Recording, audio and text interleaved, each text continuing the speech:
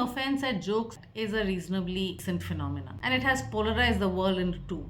One side likes to defend the joke maker, and the other side likes to consider the person, the community, the gender, the body shape whom the joke is being cracked on. Which side are you on? Welcome to Brand Restart, where I hit the restart button on brand strategy, unlocking new rules of branding based on building brands in a suddenly changed world. So today's episode is based on the chapter Jokes Are No Longer a Joking Matter. Another annoying but recent phenomena is the phrase check your privilege. Maybe 8 to 10 years ago, came across this image for the first time. And it was like this big eye opening statement in the form of an image. So, again, there are two kinds of people in the world, those that have seen this image and those that live under a rock. Amongst the people who have seen this image, there are two kinds of people. The ones who decided to sit up and think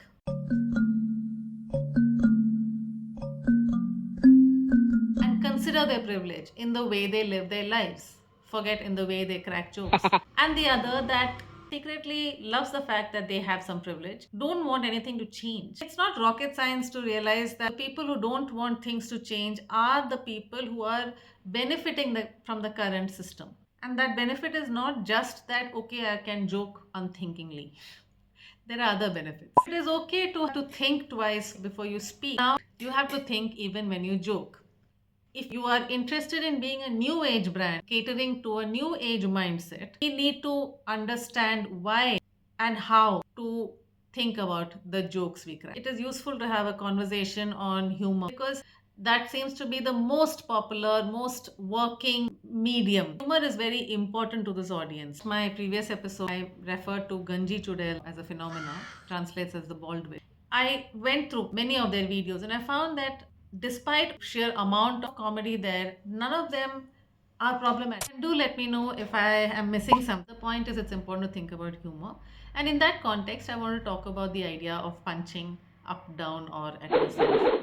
After you have checked your privilege and you know your privilege in terms of your gender, your background, cultural, financial, your appearance, your ability, you will now know whether your joke is punching up, down, or at yourself. Example of a punching down would be when men make a joke about women being indecisive creatures by nature. That's punching down because women have always been told they are wrong.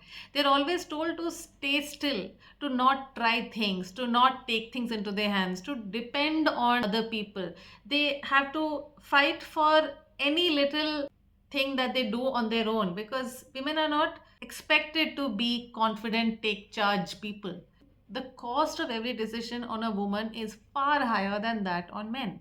So, this is something that not everybody may understand or agree with. But the point is, here's a joke which is punching up.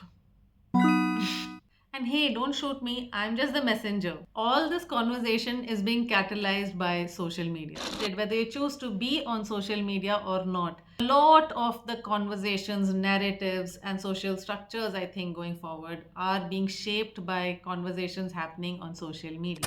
Social media is a place where these inappropriate jokes are also cracked right, left, and center, and also the place where they are called out. Gen Z minded nature is to keep that conversation alive. And whether you like it or not, this change is here and it has changed the status quo in many ways, at least in the way in which we talk or crack jokes. It has happened to a lot of us that we watch our absolutely favorite movies from our childhood and suddenly realized it's so problematic. And it's heartbreaking because these are movies that we absolutely love and still comfort us in so many ways. But it is problematic. I, for one, prefer watching movies or shows that have been created post 2022. Not only will it not have problematic subjects, it will also champion the causes that are important today. These include gender issues, environmental concerns, ethical practices, healthy work culture, mental health sensitivity. The new rule for branding based on this, of course, is that new age brands need to understand the dynamics and nuances of new age humor. And while we are all just figuring this out together, I think it means you can be crazy but not inappropriate. It can seem very confusing for some people. Let's break it down.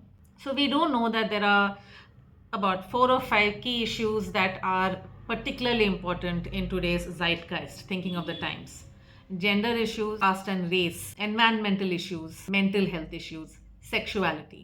The real key is not to really understand all these issues to the depth that they have, but the way in which you respond when somebody gets offended. Whether or not you are wrong or were well intended, you have to first acknowledge that you hurt whoever is taking offense and apologize, because your intention was not to offend or to hurt. Demonstrate an intention to try and understand the subject better, and then demonstrate a shift in your attitude or the words you speak or the policy.